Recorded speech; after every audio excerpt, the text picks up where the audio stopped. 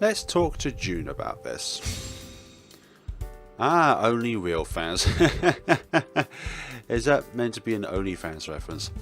I decided to give her a call. It's a little faster than texting. I'm a bit too spooked to be patient right now. Hello? Jackie? What is this, the 20th century? Why are you calling me? I think you can handle using your phone as a phone just this once. Fine, but you owe me. I'm not used to this environment. What's up? Did something else supernatural happen? Well, nothing more supernatural than normal. Actually, I was wondering if we could talk again today. There are a few things that are starting to worry me about all of this. I know you have that comic convention you're going to. Maybe we can talk about it while you're there? Oh, so you heard about that, did ya? Well, I won't say no, the more the merrier when it comes to these things. But I might be a tiny bit distracted as we walk around. I'll try to get the details laid out before we arrive. Then, where can I meet you? The convention is apparently taking place in the student center on campus, which isn't that long of a walk away from my apartment complex. I head out towards our usual meeting place as per my instructions. June isn't around when I get there, but she told me that she might run late, so I just sit back on the lip of the fountain and wait for her to arrive. There seems to be more foot traffic around here than usual, and the types of traffic are unusual to say the least. People are mostly walking in the same direction and many of them are wearing extravagant and distinctive costumes. I only recognise a few, but lots of them have an air of cartoon characters about them. Many are bulky and practical, some are giant weapons, and a lot of girls are wearing, well, not much, not much at all. This isn't the range of clothing I'm used to seeing, but I guess that's what these conventions are about. It doesn't take me long to spot June, partially because of her hair and also because, well, she's my friend. Her dress seems to stand out in the crowd for me, though I can't really determine why. When she sees me, she hurries over. I notice that she's cleaned up a loose piece of her outfit. It only emphasizes the fact that she's clearly the most fabulously dressed person in the area. No biasness at all. Hey Jackie, glad you could make it. Thanks. Your costume looks great, by the way. Even better than yesterday. Oh, so you've already seen it. Did I send you a picture? No, actually I went with you when you brought the pieces and put them together. Really? That's awesome. Please tell me if I got you to try on a cosplay outfit too. The image of a certain pair of fuzzy cat ears pops into my head. Suddenly I'm really glad that they're stuck in the other universe. Nah, not really. We're mostly focused on you. We started walking towards the student center in the general direction of the crowd. As we walk, I do my best to explain what's happening to me. I'm hoping that the general noise of the crowd would mean no one is eavesdropping on us. Of course. Well, that's creepy. The world freezing when you're gonna make a choice. Sounds like someone's watching you or something. Yeah, that's what it feels like, but what else could it be? No idea. I don't see any physics related reason why that would be happening to you.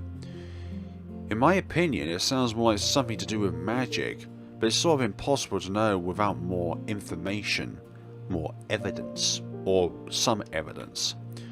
Still, if you're going to figure out what's happening to you, then this is probably an important detail. The weird thing is, every time I can make a decision during these moments, Jacqueline makes the exact opposite decision no matter what. It's creepy. Doesn't sound like that's much of an issue. One decision, another decision is not going to change that much in the end. I'm not sure that I agree with her, and I'm a little annoyed at June's casual reaction to my problem. But it could be important. What if the opposite decisions are connected somehow? Jackie, I think you're going to get through this without your mind breaking. You have to stop worrying about the switching so much. I give her a look that makes her laugh. Yes, I know, that's the whole point. But listen, the other version of me is just about the same as me, right? You talk to her, it's like you're talking to me. If you constantly think about how we're different, then you'll never get over it, and you won't be able to move forward. Just try to live as if things are normal, you know. Don't let Jack and his decisions influence your own. While I can't really agree that the differences aren't important, she does have a point.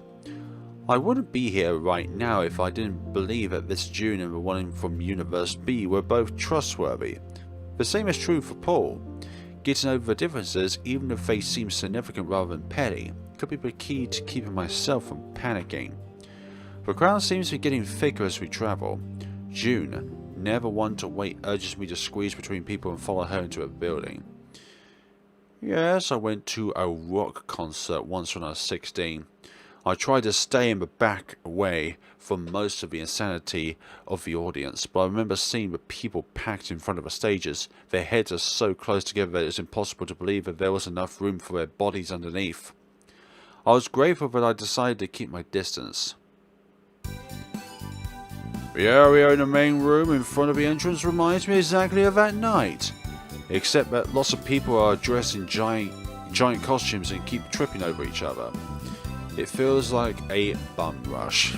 Bam rush. Everyone is so eager to get through that they squeeze in even tighter and end up increasing the amount of time it takes to get in. June, of course, is unconcerned about this catastrophe. She's as ruthless as any of them, elbowing her way through gaps and even in between friends from time to time.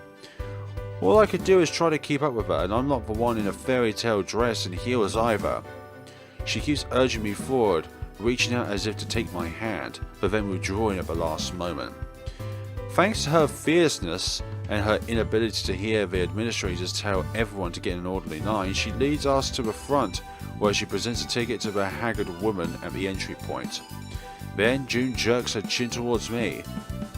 She doesn't have a ticket. Are there any same day ones left? Seriously, she led me all the way here without checking to see whether I'd be able to get in. If any woman says that there's some available and June pays for one. I didn't get a chance to see the price, but it seems like she's handing over quite a lot of bills. I'll have to pay her back later. Or just buy her something here. Once we're through, the entire nature of the area seems to change. The area is still crowded, but people are actually walking around. The student centre's large space has been turned into a city-like grid, with various booths and stands lining the artificial roads. The items on sale are about as nerdy as I expected, but the variety is what surprises me the most. Are there people who actually have convention stock that they sell from place to place? How else would all of them be so prepared? For now, it seems like we're just walking around for a bit, getting our bearings and seeing what's available. It probably won't take very long to wander through the whole room if it weren't for a couple of factors. First, number of people. The slowness of traffic forces us to take our time. Secondly, oh my god, your costume is just perfect, can I get a picture?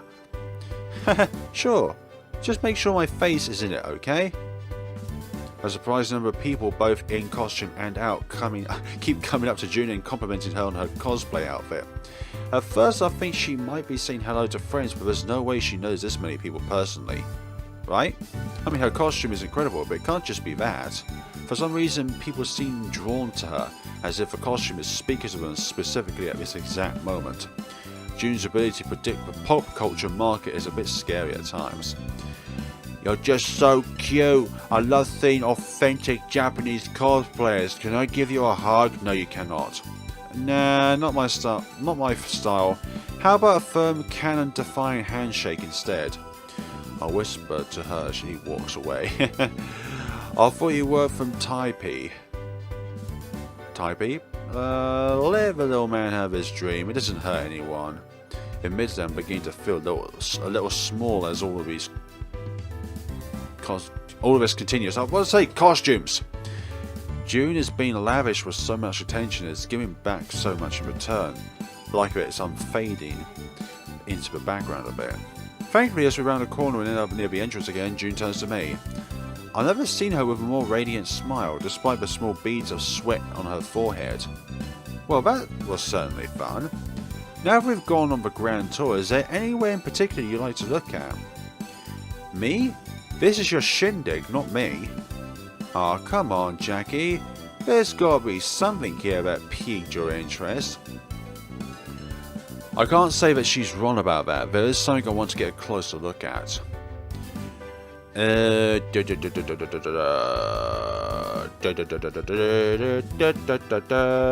little shop in the very back I'd seen out of the corner of my eye. Then we'll do that. June's face is plastered with a knowing grin. Oh really? This place, huh? I blushed, running a hand through my hair. The stand is rather small, with only a single man running the cash register. Behind him, on the wall draped with purple velvet, are a series of school uniforms in various colours, all of which are designed in the Japanese style. Everyone's perverted in some way. I just didn't know that this was your perversion. It's not like that! I think they're cute, okay? And I've always wanted to try one on. It's okay, Jackie, your little secret is safe with me. You can know that your fantasies are locked up tight. Oh dearie me, do we always have to go down that rabbit hole? I blush even further at the teasing. It's not true, I think. But it's hard to argue against it when my only reason for wanting one is because they're cute. I stand up to the table to start talking to the man about options and notice the price list. I fume a bit as I'm walking away, glaring back at the stand. It's complete robbery. There's no way that they should cost that much. Hey, it's okay. You can get them much cheaper online anyway. And they even have special models for people who want them for.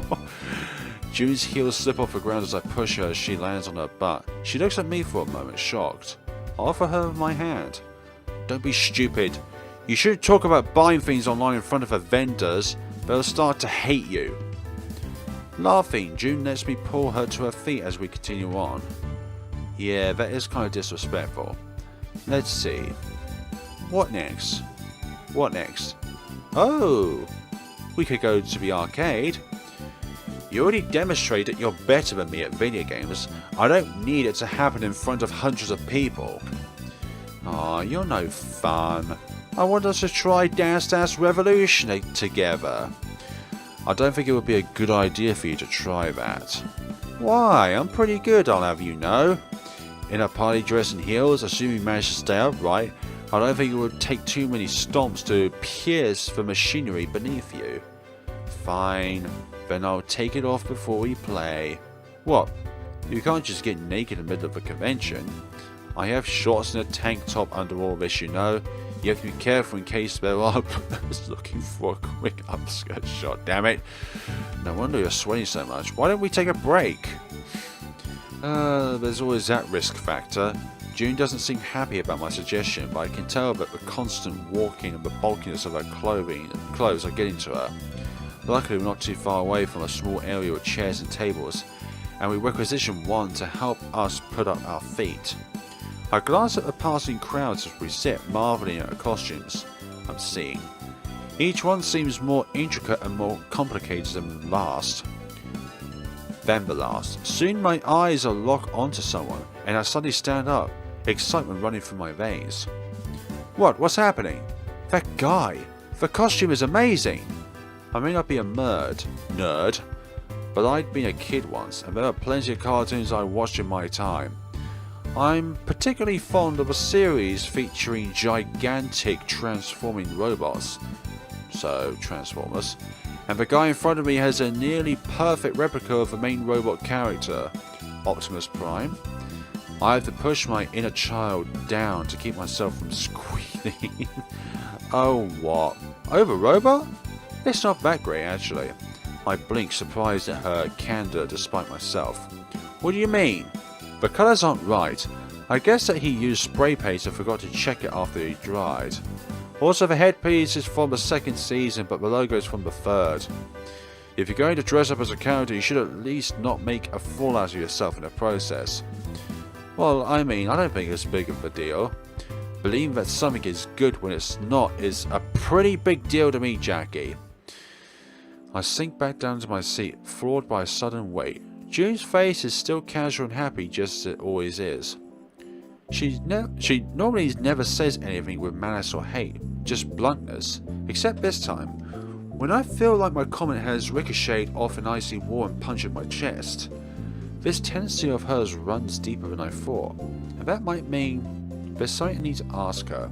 June? Yeah, what's up?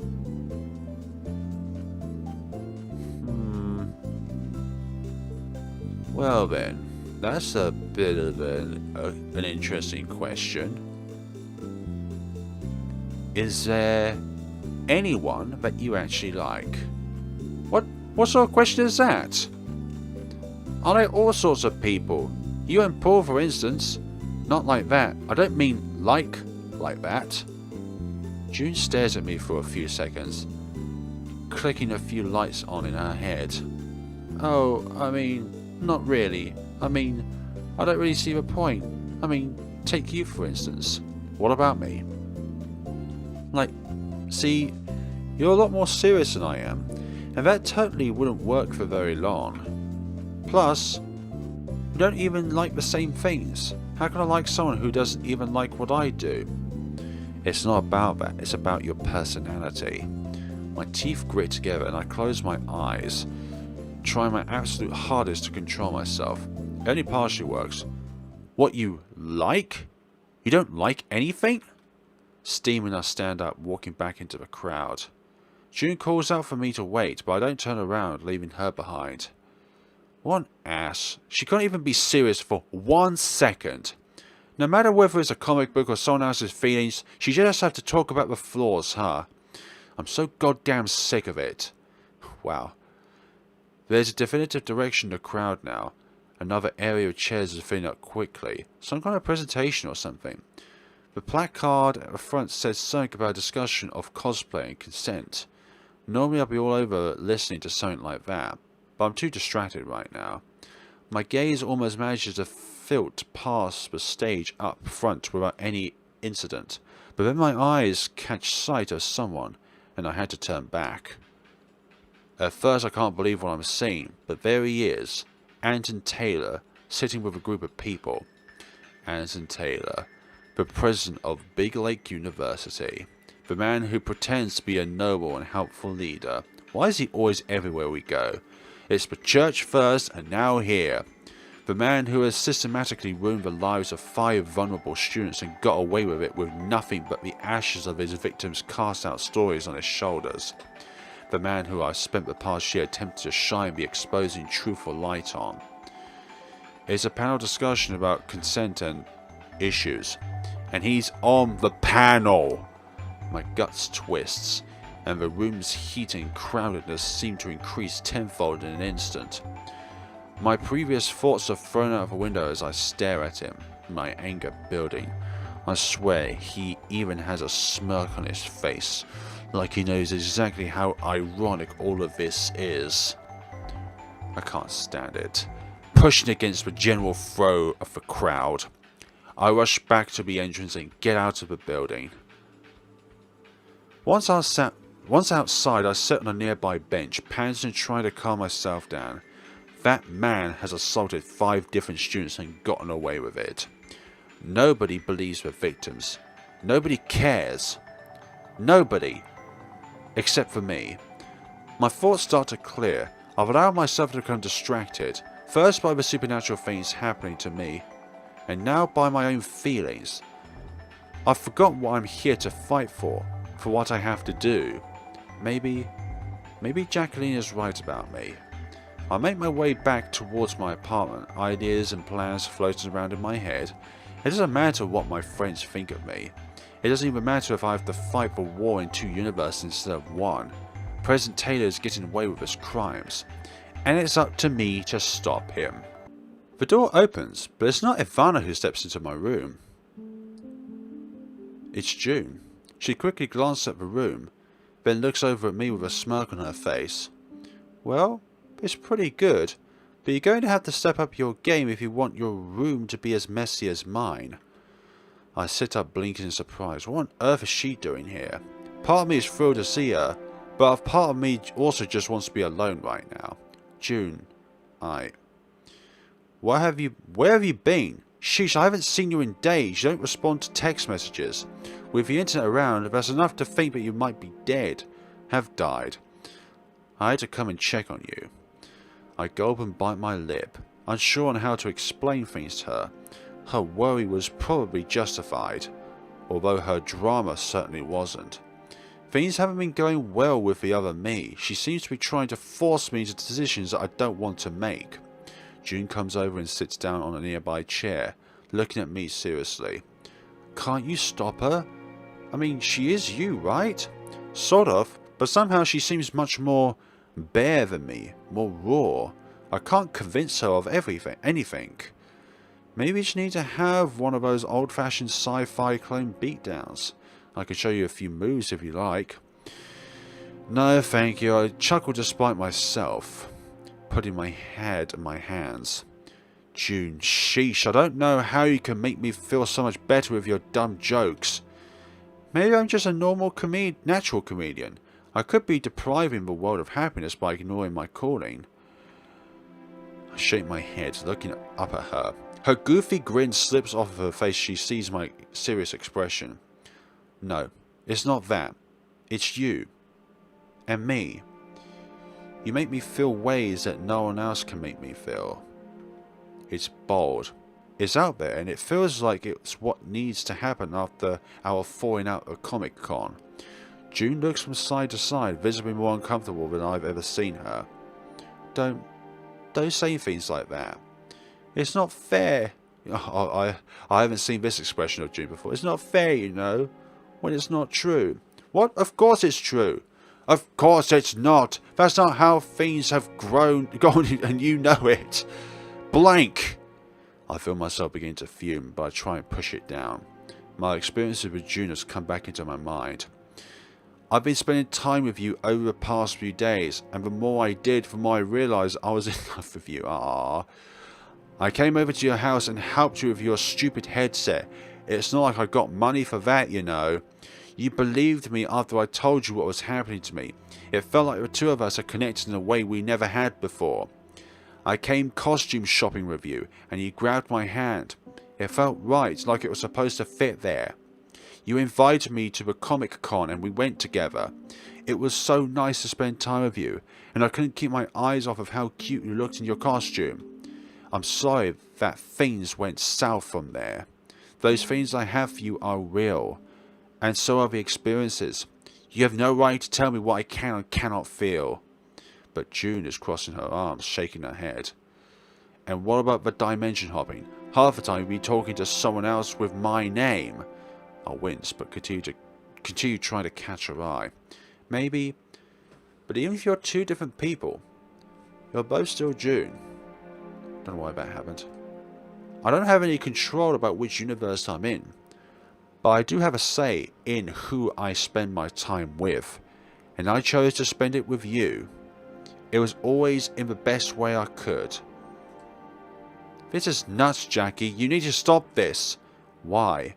Why the hell should I? Because you're making stuff up. You keep seeing things when there's nothing to see. I don't feel that way about you, okay? Why are you denying it? You know that's a lie. She squirms softly but doesn't back down.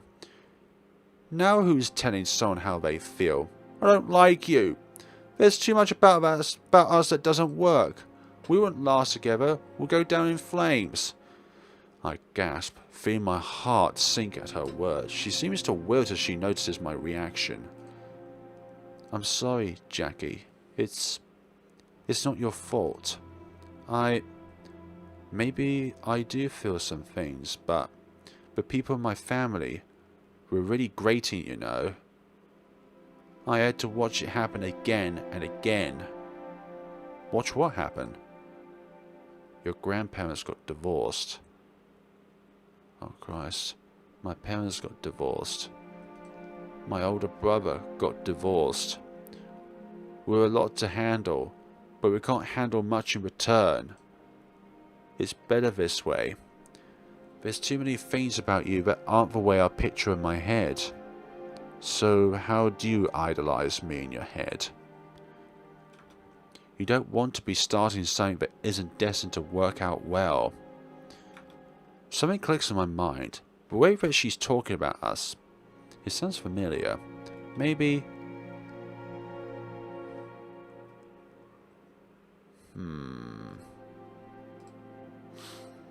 So that's why you're always making jokes. So that's why you dislike so many things. June's eyes widen in confusion. What does that have to do with this? I finally get it. I know why you dislike so much in pop culture. June huffs and looks away. I dislike it because it sucks, dummy. It's not that hard. No, I don't think that's it. I think you dislike it because you're so afraid to like it. What kind of stuff is that? You're afraid to like it because you don't want to be disappointed again if it turns out to not be as good as you thought. June's eyes are bugging out. She seems like she's going to scream at any moment. Who the hell do you think you are? What gives you right to say something like that? I continue to stare at her as her rage builds. You don't know a single thing about me, Jackie. You don't know what I've been through. You don't have the right to tell me that I'm afraid. It was so much easier when I was little, when I could just believe that everything was going to turn out alright, that everything would work out in the end. But it never did, over and over and over and over. They kept breaking apart. My friends stopped talking to me. 3 girls in a row all said that they didn't feel the same way about me. How are you supposed to keep believing that things will be good when that never ever happens? It's all just a joke. A story that we try and tell ourselves that we can keep waking up every day. It's a story with so many plot holes and dramatic conveniences that I wouldn't even make it past the first desk of the worst comic book publisher in the world. And I hate bad stories. So what if I stop believing? Isn't it better this way? She's crying. Aren't I happier this way? When I already expect things to go south? When I don't expect anything at all? It sounds like she's not sure of the answers herself, and she trails off. I find myself reaching forward to take her hands in my own.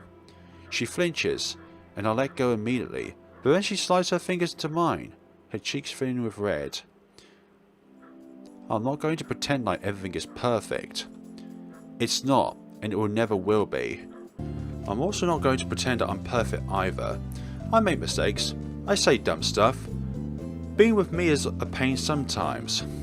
But if you refuse to acknowledge how you feel, if you refuse to step forward with it because you don't want it to end badly, then you're going to miss out on as many good stories as bad. You're never going to get any stories at all. Isn't that worse than having to deal with the bad ones? I can feel the trembling of June's hands caressing up my arms. Gosh. I'll wait for a few seconds, but she's still looking down, not replying to anything I say. I lean forward, speaking softly. June. With a sudden movement, she pulls her head up and presses her mouth into my... Oh gosh. I didn't even... That's such a surprise. Oh, I'm going to flail for a bit of surprise, but then I grip her hands even tighter and kiss her back. Ah. I feel the warmth inside of her. Feel my heart turn into a stream of bubbles. When she pulls away, June wipes a couple of tears out of the corner of her eyes. You know that this isn't the end of it, right? I can't just turn these things off. I'm going to keep being afraid. I know. But you still want to try, even though I don't know if I can do it. The only thing that we can make a fear go away is someone there to feel it with you. She snorts, sticking her tongue out at me. What kind of corny fortune cookie stuff is that?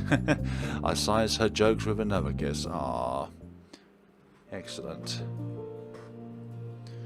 The bed is only a twin, so it's a bit of a squeeze to have 2 people lying next to each other in it. But we make it work.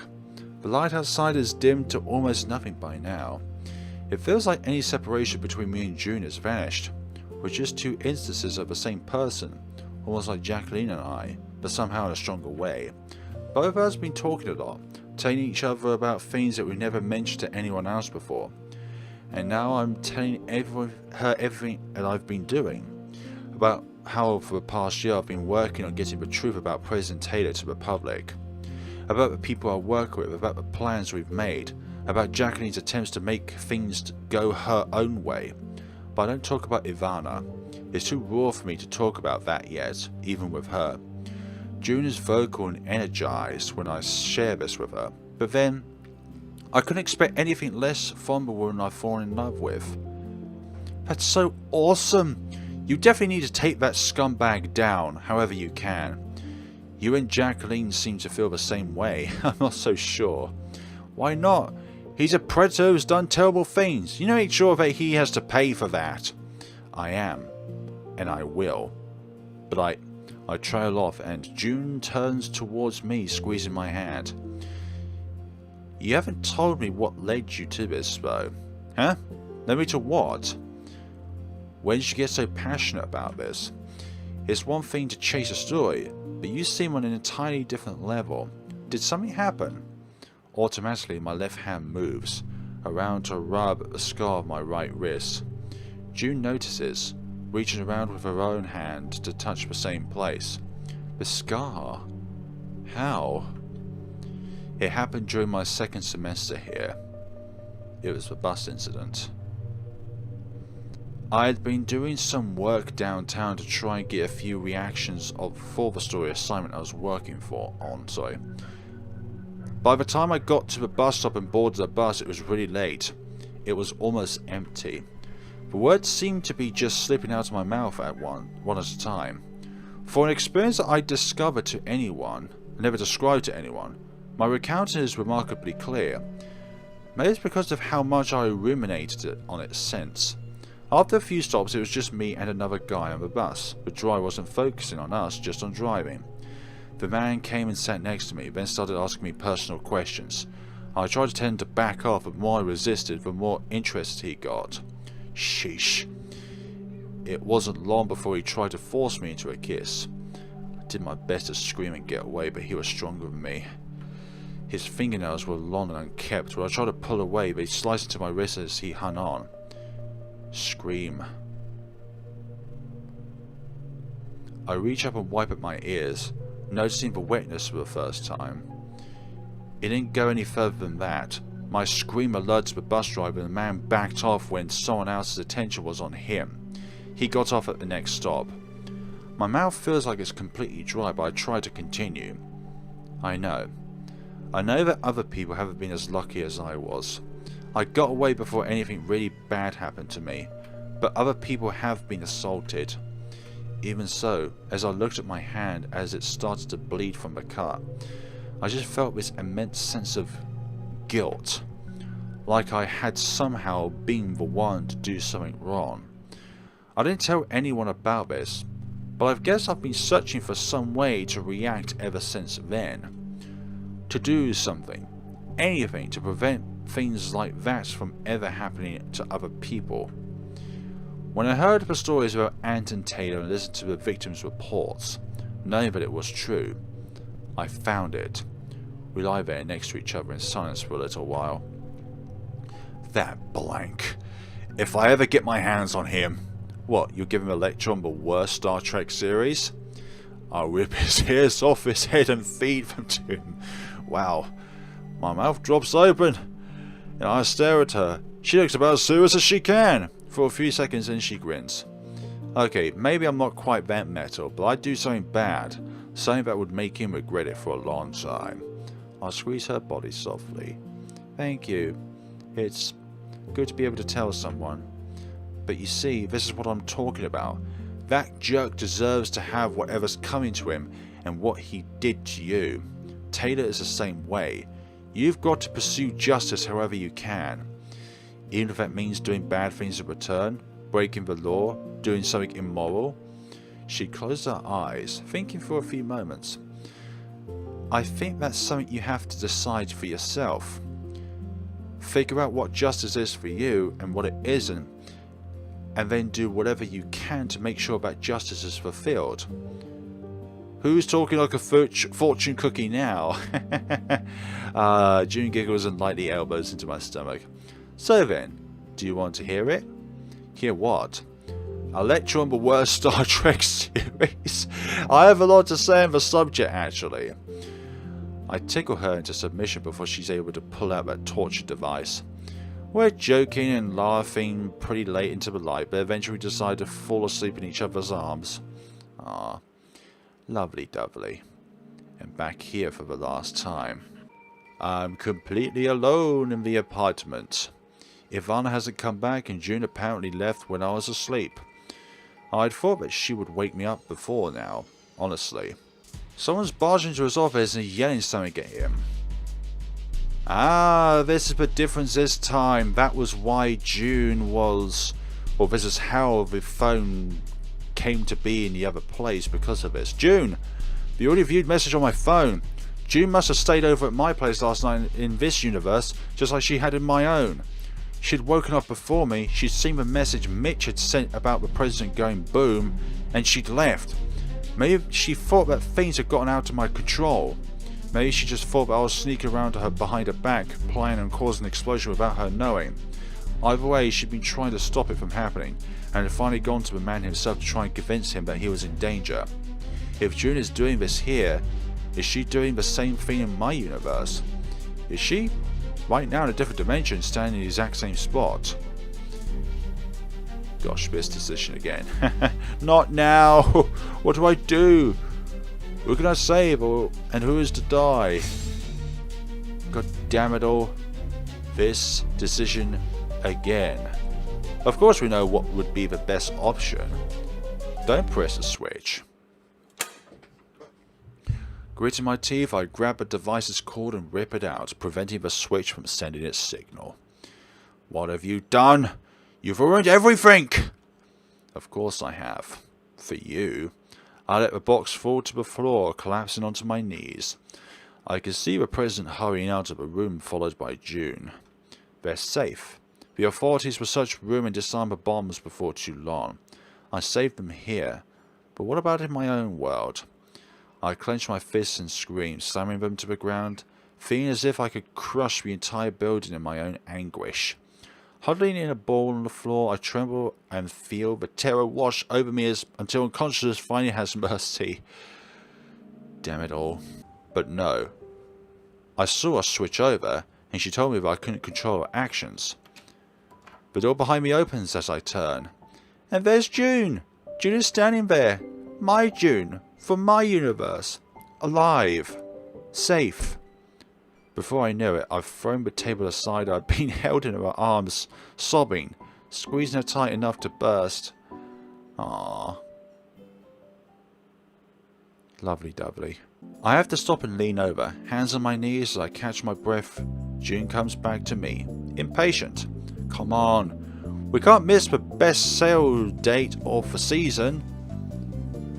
This place again. Give me a break. I'm not exactly an athlete, you know. I can't run around in a full sprint all the time. Well, that's one more reason you need to try my headset games. The virtual reality will make you sweat the pounds off. What, by showing me scantily clad anime girls until I collapse into a puddle of lust? Something like that, yeah. I groan. Standing up and taking June's hand again, she pulls me forward, running us through the various aisles of the costume store. Apparently it's mostly empty because the Comic Con is finished, meaning that most things are about to go on sale. Ka-ching! Of course she'd already bought a costume here before the con, so all of this seems pointless. There's always next year, but there's no persuading her when she's this enthusiastic. Eventually she stops short, pointing forward at a mannequin with a particular costume on it. I stare at it, then look at her. Isn't it a little big for you? That's because it's not for me, silly. I turn back to the mannequin, noticing that its head is level with mine. No. Oh, come on, Jackie. There's no way in hell that you're getting me to wear that. You hear me? Never. But she will be. My face is bright red from blushing so hard. I feel like I'm radiating enough heat to warm the entire shopping centre. At June's urging, I step out of the dressing room. As soon as I come into view, she lets out a high-pitched, happy sound that I never thought humans could make. So cute. Ah, it is one of those. Oh, it's the one that she wants to see at the convention. You could have chosen anything. Why'd you make me wear this? Why'd you make me wear that? Aww. Well, I'd already gotten you into here, so I figured I'd complete the set. Besides, it's so perfect for you. You make a perfect kiddie schoolgirl. I do not. And what kind of person would come up with this idea?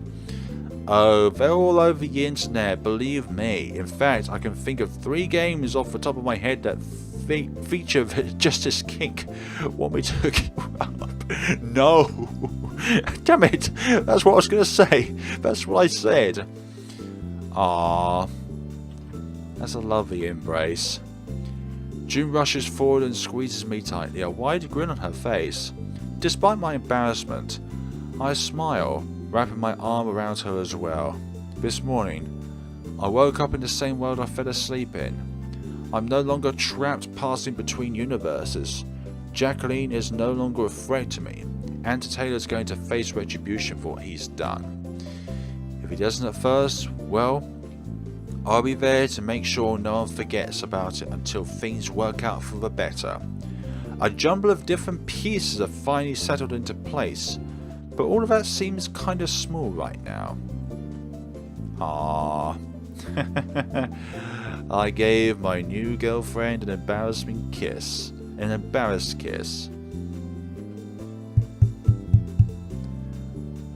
I gave my girlfriend an embarrassed kiss, then carefully looked around, plotting what costume I could get her to wear next. Why'd you make me wear this? Achievement unlocked. Ah, I thought it was a pretty nice outfit. Okay, folks. Aside from June's variation of the bad end, I think that is a wrap for all this. But there are still a few things that are left out for me in the game, and that includes the path towards getting to know Evana a little better, and also the effort achievement, alongside a few other minor things here and there as well. And that brights up as well, nice. So I wonder why that does that. Why does this screen assist where... Ah, so I guess you managed to complete both of the endings. Well done. Not that it matters much, of course. Good endings, bad endings, neutral endings. Plot holes, plot twists, climaxes, denouncements. Saved games that you can go back to and again, making different choices each time. I thought it was you. We did put a lot of effort into convincing you that this was all nothing more than a game. Yes, Secretary, I know it's you behind there. Of course, you'll probably still think that, and I'm not really interested in convincing you otherwise. After all, the more you play, the more you produce. And trying all the options only turns on more light bulbs over here. I thought you were suspicious ever since we keep hopping through the different dimensions because you was not surprised. So please, share this game with all your friends. Spread it around as far as you can. Force Jackie to fall in love. Force her to do unspeakable things. Force her to see her friends dead over and over. They're just video game characters after all. They don't really have thoughts or feelings. I disagree with that. They might just be data, but let's be experienced to the player, which is more than just data. Not to you. Once again, congratulations on finding all the ends of this little story. And thank you. Thank you for every resident of Universe Zero. Thank you for making a choice.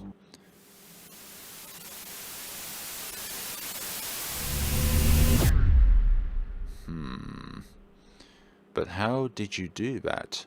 Make a choice. Refraction. What's with the other two things blurred? I think that's 2 other games which the developers are hoping to create. So if that's the case, then... Hold on. We've got 2 more achievements left to unlock. So we've got so long and thanks for all the effort. So I thought there might have been like a secret ending when it comes to kind of differing between June and Paul's choices rather than it just being one side or the other side. So the only 2 other achievements I've got left are you play video games and getting to know Evana a little better. So let's get to those points when we can. June glances between me and the TV, then smiles. Nah, that's not what we're here for, as you already own that one, but what do you think? What, me?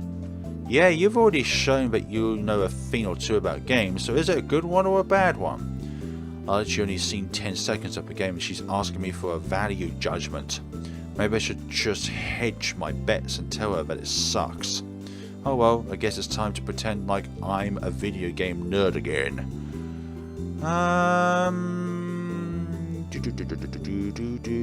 Let's see. Let's go into the option that she would prefer to run into the ground, don't you think? They've been putting out the exact same game for decades. June taps her cheeks a bit, thinking. Okay then, we shall do the other thing. It looks like this one really captures the magic of the classics and breathes new life into the series. June nods her head and smiles at me. That's what I heard about it too. I've been meaning to get around to playing it, but I'm always so busy. School does take up a lot of time, that's for sure.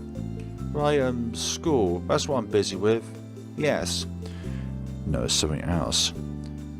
Aha, we got you play video games achievement. Excellent. So there's one more thing left to do, and it's something to do with Evana, which I think is going to be more difficult than the other achievements. So let's not talk to anyone about this. Best not to get them involved. I could probably figure out this one on my own. At least I hope I can. I'm in the middle of staring at a blank sheet of notebook paper, trying to decide how to put my words in my head together on the page when there's a soft knock on my door. Oh yes, come in. Ah, it is Evana. The door opens and my roommate Evana slides her head into the gap. Sorry to bother you, Miss Shields. Oh, it's no trouble at all, Evana. And please call me Jackie. I'll try, but I always seem to forget just as soon as you've told me. I was wondering if you'd like to have lunch with me. We haven't really been able to talk to each other very much since I moved in. My classes have been taking up more of my time than I thought they would. Well, she's not the only person who's been distant. It's not like I'm reclusive or anything. But I tend to busy myself with whatever I happen to have in front of me. Ivana is a sweet freshman girl, having just taken my last roommate's contacts this semester. It wouldn't do any harm to spend some time with her. Besides, my brain is telling me that it's going to go on strike if I don't get something to eat pronto. Sure, be happy to. I may not have talked to Evana all that much since she moved in, but that doesn't mean I haven't noticed her around. Specifically, my sense of smell is well attuned to her presence. While I usually eat processed food that's simple to cook or go out to the food court or a restaurant, Evana spends much more time with her meals, preparing them in our kitchen area all by herself. I haven't decided yet whether she's really this ambitious with her cooking, or if she's simply still under the cloud of being an adult for the first time and trying to do everything at once. Either way, the things she makes always smell delicious, and I've had the chance to sample them from time to time. She certainly does know how to cook. Wow, that's a lot more spicy than I thought it'd be. Oh, I'm sorry, Jackie, I should have warned you. Nah, it's my fault. I should know better by now. Where'd you get this recipe from? My mother always makes kibish this way. She wouldn't let us move away from home if we hadn't demonstrated that we could replicate her cooking. Otherwise, she'd spend all day worrying that we won't get properly fed. Wait, does that mean that you have siblings? 5, 2 older, 3 younger. I stare at her for a few moments, the contents of a wrap in my hand dripping on my plate a bit. That's a lot of kids. Oh, my parents wouldn't have it any other way. They love having a big family, and it helps that I know that they have others to take care of them while I'm over here. If I could ask, why did you come to this university in the first place? Evana looks down, gathering together some scattered contents on her plate. The universities in the state are better than the ones where I am from. Besides, this was the university that offered me the best scholarship while I applied. Even with the travel costs, the choice was obvious. I hope you don't miss home too much. I guess I haven't been particularly welcoming either, so I apologise. Oh no, Miss Shield, Jackie, you don't have to blame yourself. And I'm feeling just fine. Despite being in a different place, everyone here has treated me just like anyone else. I feel very welcomed. I went softly, taking another bite. My own experience chasing down the terrible stories of the world makes me think that Evana's experience is the exception rather than the rule. The image of a particular administrator flashes through my head. I hope that she doesn't cross paths with President Taylor. She's exactly the kind of student that has taken advantage of in the past. The meal is good, and the company is even better. The two of us talk and laugh until my swelling belly finally makes me stop eating all of this delicious food. And very welcoming achievement is there. So that, folks, is absolutely everything. That is 18 of 18 achievements completely fulfilled to the brim, just like this meal has. And that, folks, is the end of this Let's Play of Refraction. And I thoroughly enjoyed going through this game. It's not a huge hitter, but I can certainly appreciate a very nice story when it's laid out. The differing characters as well throughout this game is also quite nice. I just wish the different versions of ourselves were just a little bit different. There's too many similarities, I think, between them, but I still think that they're good. But regardless of what you think of the other versions, remember, this is kind of like a multiverse theory, and there could be very subtle differences, like wearing glasses, not glasses, having green eyes rather than blue eyes. But there are other major changes, like, I don't know, we have 4 arms rather than 2 arms, or we have 3 eyes rather than 2 eyes. Or maybe we just never met at all.